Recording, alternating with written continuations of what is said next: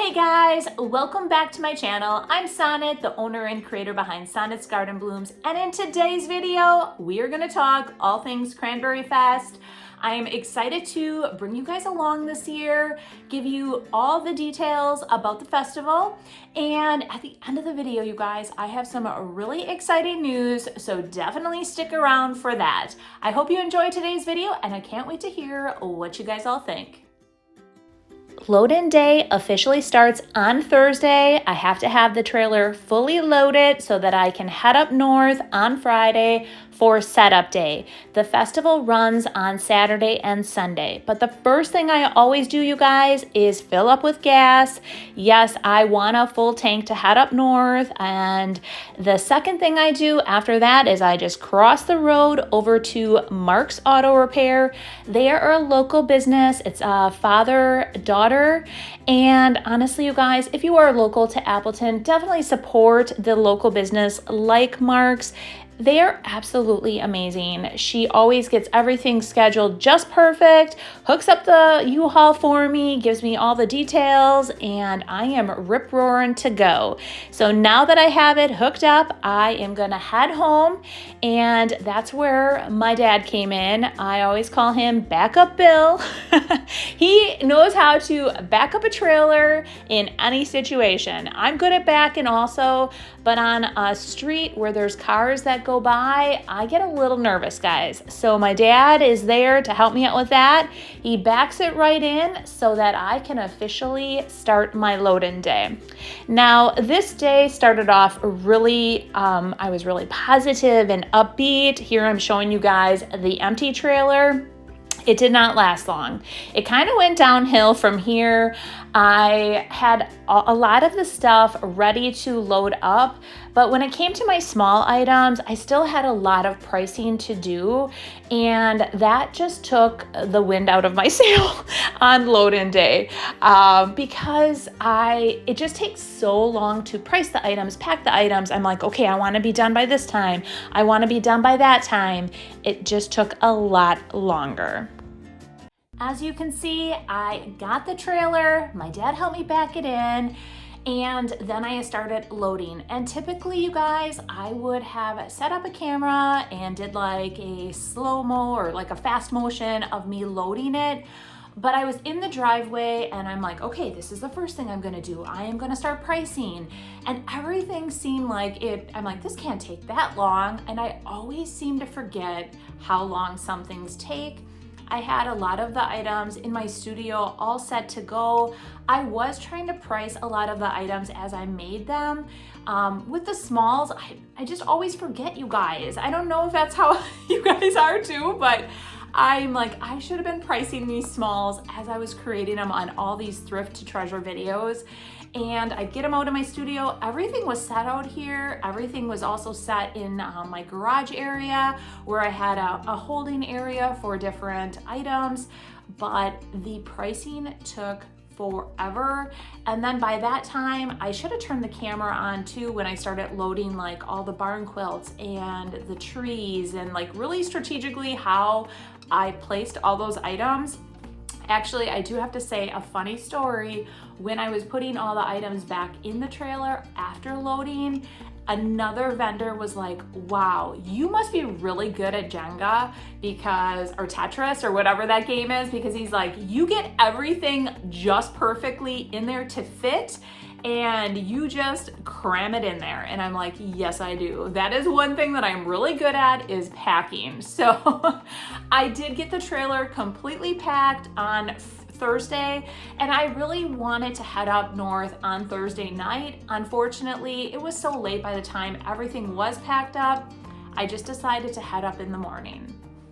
Friday morning at 4:16, I was heading up north. It was a 3-hour drive, and the drive went so smooth. Unfortunately, the day before on load-in day, I did receive an email from the coordinator of Cranberryfest that if it was raining, we were going to have to load in everything on a cart.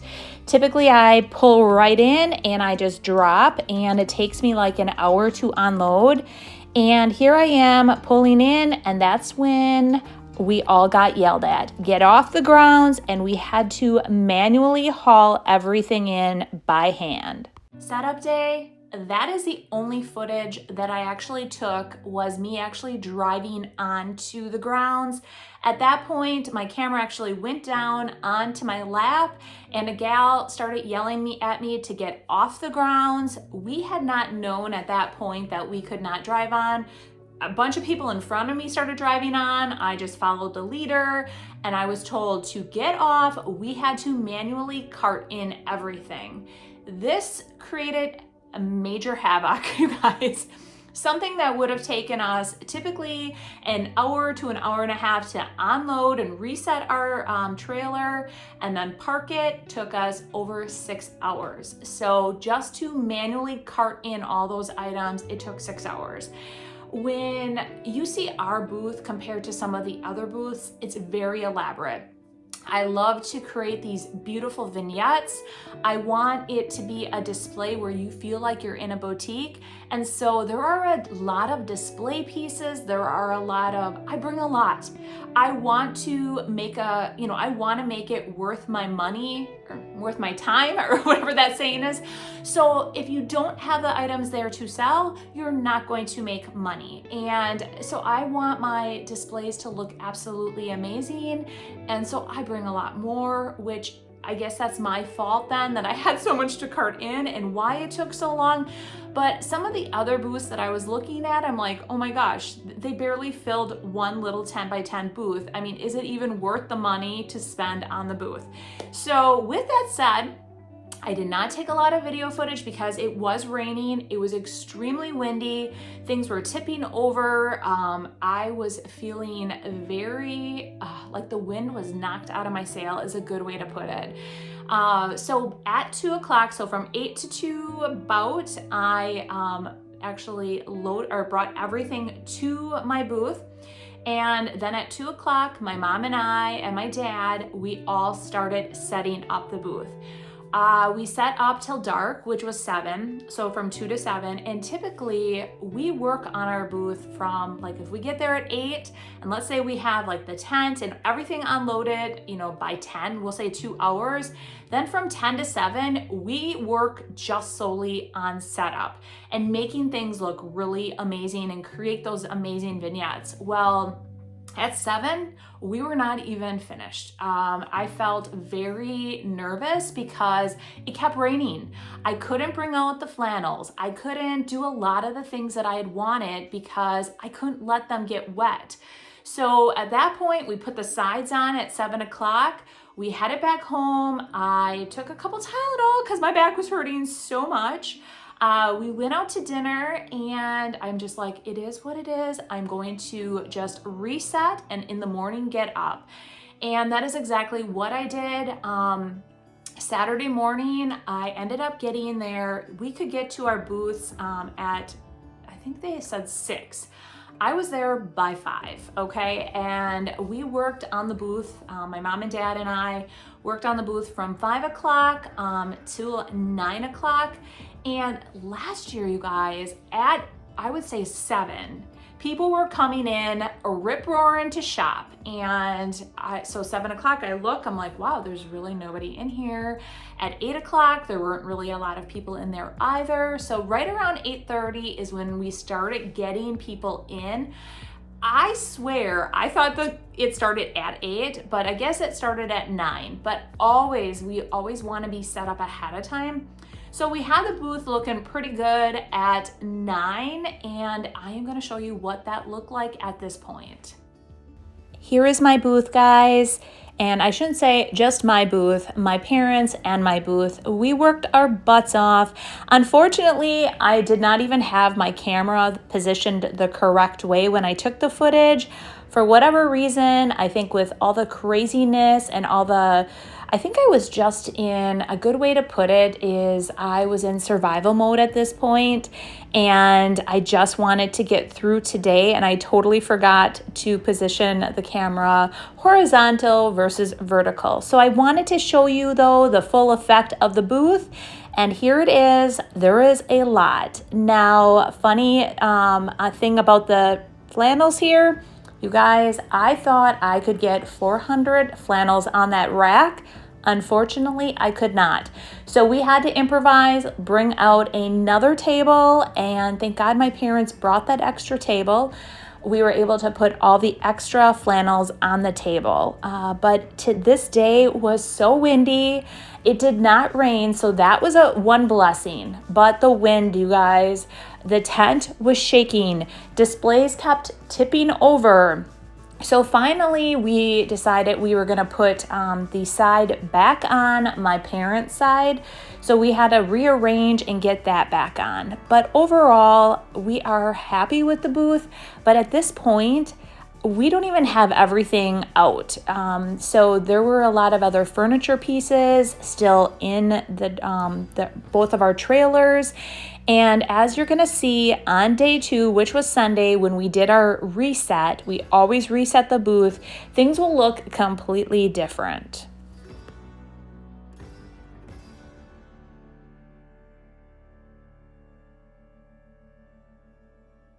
That was the booth, and again, I am so sorry about the footage, but you guys got the idea or the visual of the booth, and many of you have asked about the actual crowd. How was the crowd?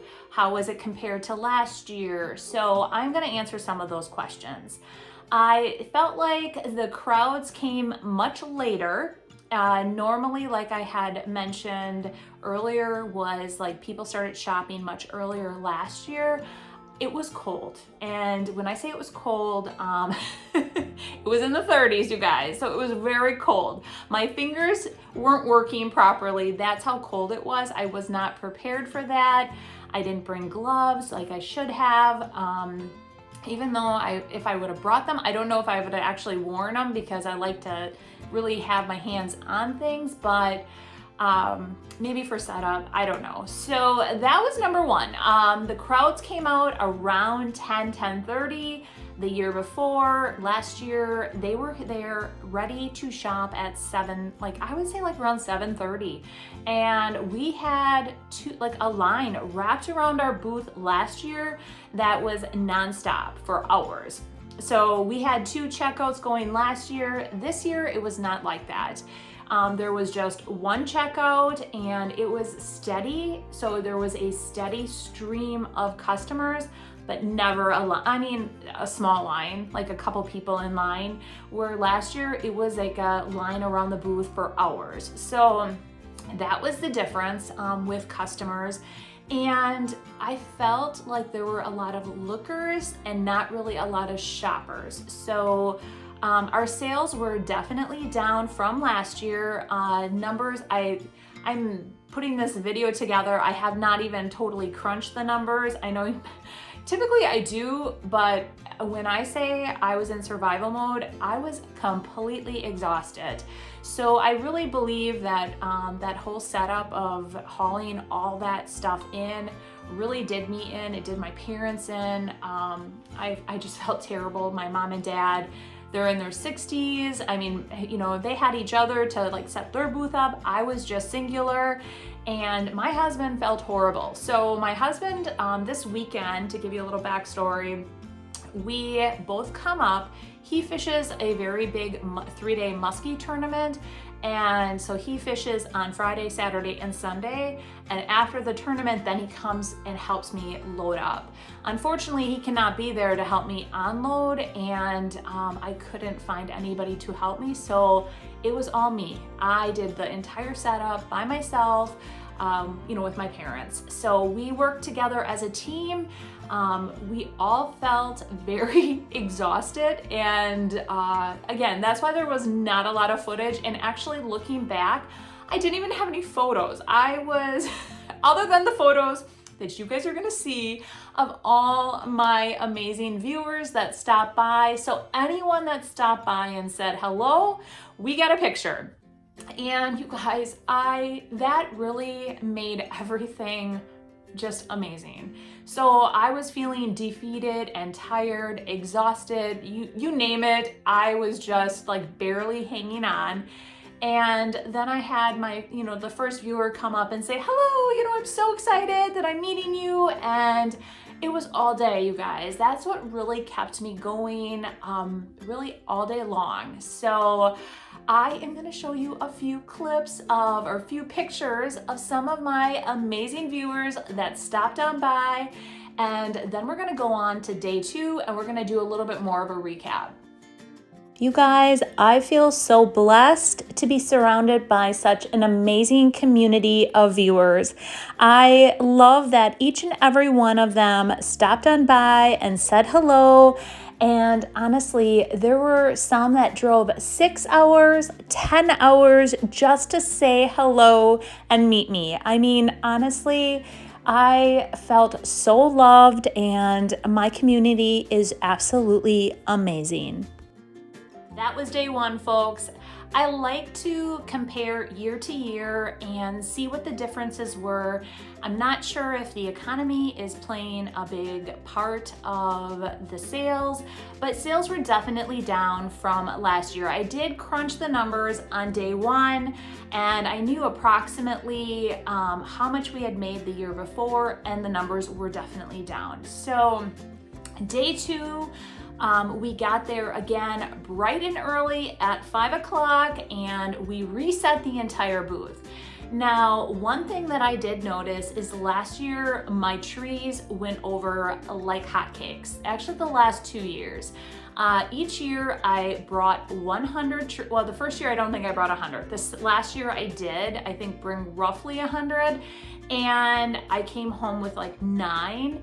This year, that did not happen. The hot ticket items were my flannels. People loved them. My barn quilts they went over great like usual, and a lot of smalls, the stars, so a lot of those items. And I was really surprised the trees did not go over on day 1. So I decided to reset. We pulled everything out of both of our trailers. We reset the entire booth, made it look completely different. I loaded up on the trees. On day 2, I sold quite more trees, but the crowds were down. With the crowds being down, typically we always say day 1, whatever the sales are, day 2 is half, and that was not the case. They were down substantially on day 2 because the crowds were not there.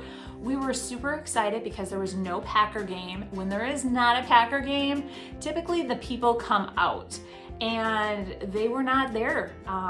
It was more of a really relaxed crowd.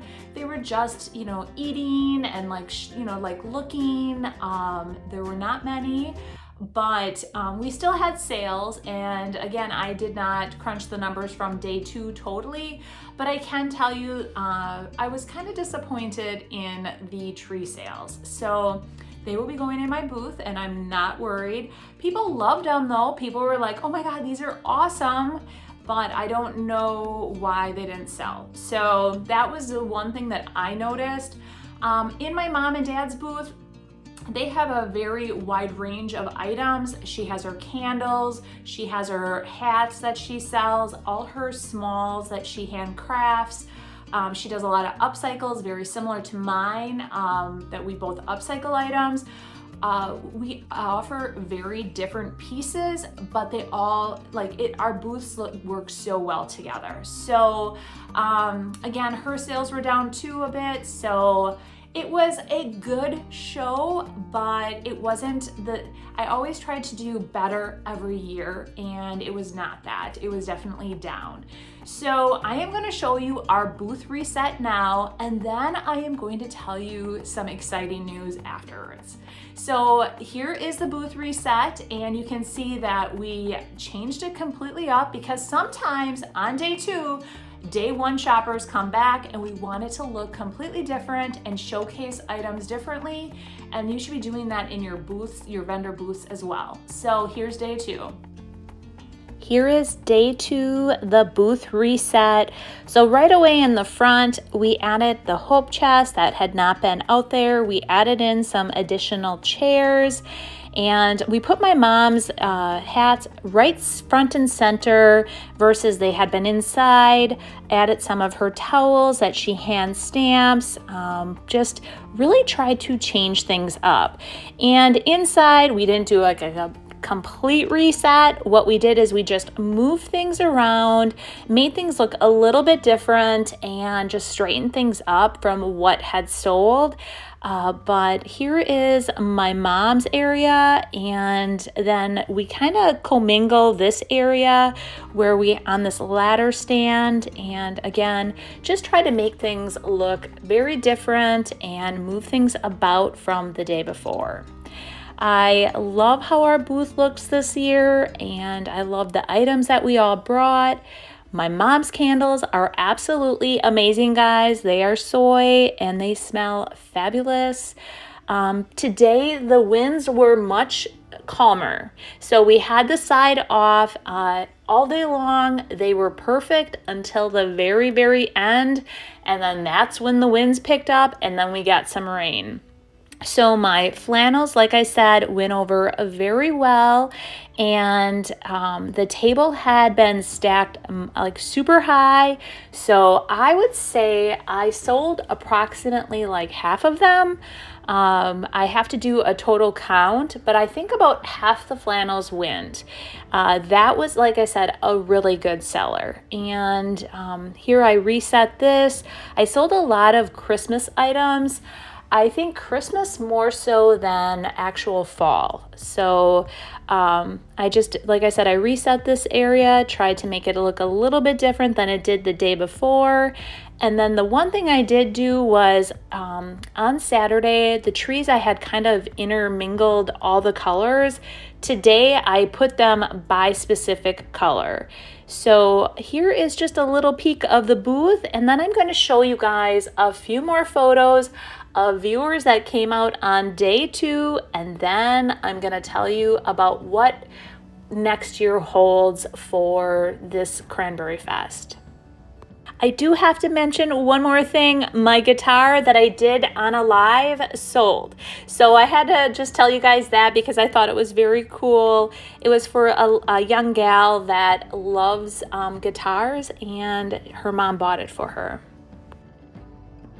That was Cranberryfest, folks, and you can see that it was a lot of work this year. And with that being said, my parents and I sat down and we talked about it, and we made the executive decision that this will be our last Cranberryfest. Yes, it is something that I have completely enjoyed doing. When I say I've enjoyed it, like, I love it, you guys. I absolutely look forward to doing Cranberryfest every year. But this year, when I said the wind got knocked out of my sail, it did. And I just realized that with a business, things change. You know, what you can do changes. And after being at Debbie's last weekend, or like the weekend before, and meeting Jamie Ray Vintage, and one of the words of advice that she gave me was, do not get burned out. Like, take a look at what you have on your plate, and things sometimes have to change, and that's exactly it. I definitely want to keep my 3 vendor booths. I want to keep, you know, everything. I want to keep my YouTube channel. I want to, you know, stay present on Facebook and YouTube with my lives. I love doing all those things. But sometimes something that is so much work, like Cranberryfest, has to eventually go away. So that is what we decided. This will be the very final Cranberryfest that we will do. I still will do my Antique Acres in the spring, if that is a show that continues on, which I believe it will be, because Wendy's place is amazing. But Cranberryfest will go to the wayside. So I hope you guys have been enjoying, or have enjoyed, the last 3 years of me attending it and showcasing everything about Cranberryfest. But I have some good news. I have put a lot of thought into this, and I've been writing down my ideas, and in next year, around fallish time, I'm going to pick a weekend, not sure yet what weekend, and I am going to do a pop-up shop at my home, and you are all invited. Yes, every one of you. So I think I'm going to try to coordinate it around the vintage shop hop, and what that is It's a all the stores, you know, like there's a map and it's called the Vintage Shop Hop. It runs from Illinois to Wisconsin, and there's a map of specific areas.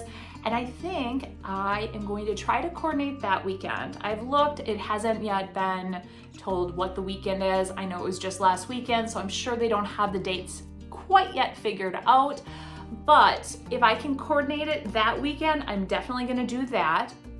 And it will be great. I have a lot of ideas because I was even thinking of having different, maybe like workshops possibly, or something like that.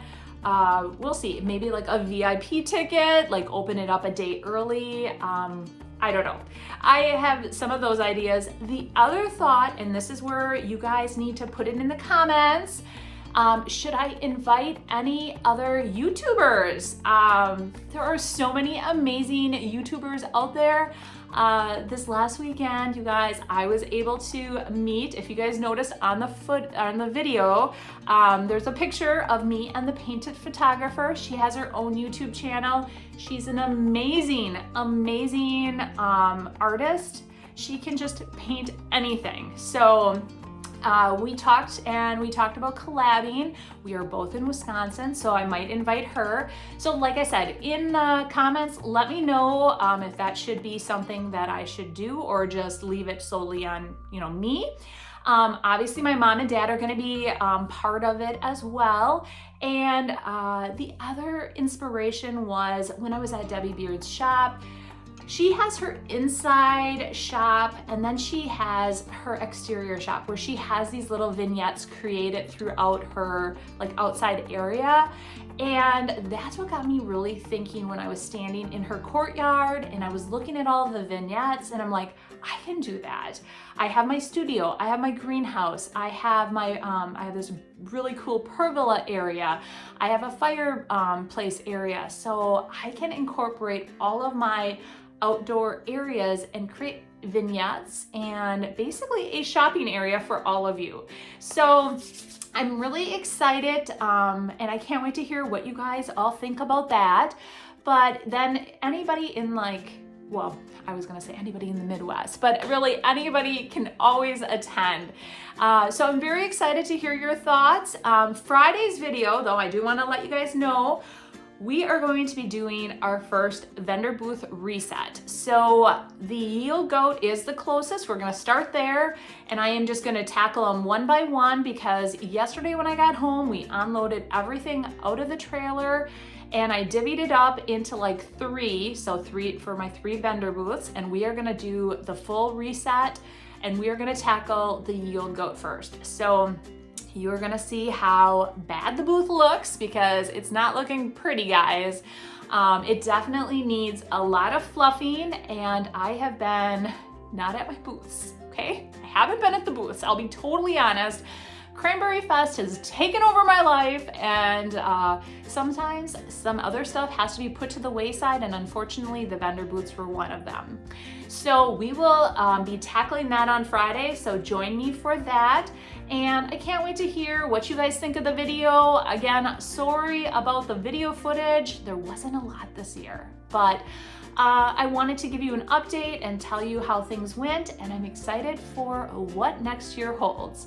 All right, guys, you have a great week, and we will see you Friday. Bye.